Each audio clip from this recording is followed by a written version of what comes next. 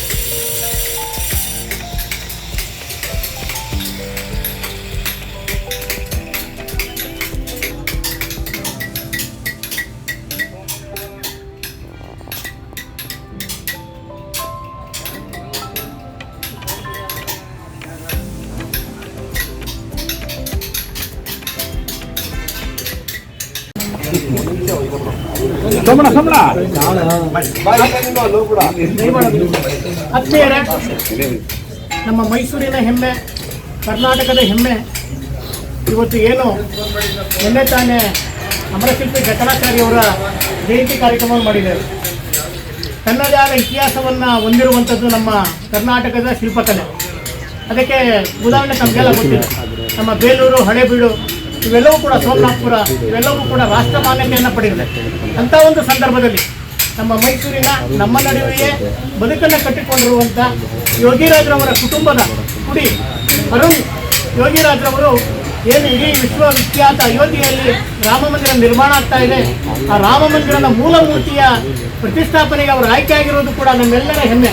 ನಮ್ಮೆಲ್ಲರ ಚಪ್ಪಾಳೆಯ ಮೂಲಕ ಆ ಕುಟುಂಬಕ್ಕೆ ಅರುಣ್ ಅವರಿಗೆ ನಾವು ಮತ್ತಷ್ಟು ಅವರಿಗೆ ಪ್ರೋತ್ಸಾಹವನ್ನು ಕೊಡುವಂಥ ಈ ಸಂದರ್ಭದಲ್ಲಿ